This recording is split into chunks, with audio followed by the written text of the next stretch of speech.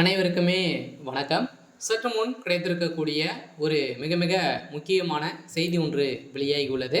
சற்று முன் ஸ்டாலினை கைது செய்ய ஜனாதிபதி போட்ட அதிரடி உத்தரவு, போலீஸ் குவிப்பு, இது மாதிரி செய்திகள் வெளியாயிருக்கு. இப்போ தமிழகத்தில் சமீப காலத்திலேருந்தே ஒரு மிகப்பெரிய பிரச்சனையாகவே போயிட்டு இருக்கு இல்லையா?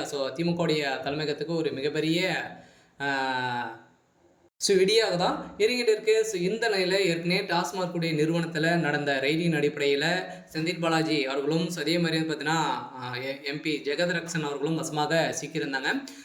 இதை தொடர்ந்து இப்போ பார்த்தீங்கன்னா மீண்டும் செந்தில் பாலாஜி அவர்கள் ராஜினாமா செய்ததிலிருந்து இப்போ மீண்டும் பார்த்தீங்கன்னா டாஸ்மார்க் நிறுவனத்தில் மேலாளராக இருந்த விசாகன் வீட்டில் பார்த்தீங்கன்னா அதிரடியாக ரைடுகள் 2 நாட்களாகவே நடந்தது. அதே மாதிரி சென்னையில் அனைத்து தொழிலதிபர்களுடைய வீட்டிலும் ரைடுகள் நடந்தது. இந்த ரைடின் அடிப்படையில் அதிரடியாக பார்த்தீங்கன்னா அம்சமாக முதல்வர் ஸ்டாலின் அவர்கள் சிக்கியிருக்காரு. இந்த அடிப்படையில் தான் இப்போ அதிரடியாக முதல்வர் ஸ்டாலின் அவர்கள் கைது செய்ய ஜனாதிபதி அவர்கள் உத்தரவு போட்டதாக தகவல் வெளியாக இருக்குது. இதை பற்றி இந்த வீடியோவில் நம்ம முழுமையாக பார்க்கலாம். அதுக்கு முன்னாடி நம்ம சேனலுக்கு இப்போ தான் நீங்கள் முதல் முறையாக வந்திருக்கீங்க அப்படின்னா மறக்காமல் நம்மளுடைய சேனலை சப்ஸ்கிரைப் பண்ணி சப்போர்ட் பண்ணுங்கள்.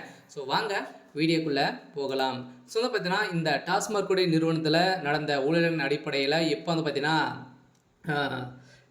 இந்த நிறுவனத்தில் டாஸ்மார்க் நிறுவனத்தில் மேலாளராக இயக்குநராக இருந்த விசாகன் அவருடைய வீட்டிலும் அதே மாதிரி அவருடைய நண்பர் வீட்டிலும் உதயநிதி ஸ்டாலின் அவர்களுக்கு டீலிங் பார்த்தீங்கன்னா இருவருக்குமே இருந்திருக்கு. இந்த டீலின் அடிப்படையில் இதில் நடந்த டாஸ்மார்க் நிறுவனத்தில் நடந்த 1000 கோடிக்கு மேலே பார்த்தீங்கன்னா மெகா ஊழல் நடந்திருக்கு அப்படின்றத அமலாக்கத்துறை இப்போ வழக்கு பதிவு செய்து இந்த வழக்கு நிலுவையில் தான் இருக்குது. இருந்தாலுமே இந்த வழக்கின் அடிப்படையில் இப்போ முதல்வர் ஸ்டாலின் அவர்களுக்கு இதில் தொடர்பு இப்போ பார்த்தீங்கன்னா திமுகவுடைய தலைமையாக தான் அறிவாலயத்தில் தான் இந்த 1000 கோடி பார்த்தீங்கன்னா வசமாக சிக்கியிருக்கு. உதயநிதியுடைய பேரில் தான் பார்த்தீங்கன்னா உதயநிதியுடைய நயன்தாராவுடைய பேரிலும் பார்த்தீங்கன்னா இப்போ 1000 கோடி சொத்துக்கள் பார்த்தீங்கன்னா இப்போ ரீசெண்டாகவே நடந்திருக்கு அப்படின்றத இப்போ கண்டறிந்திருக்காங்க.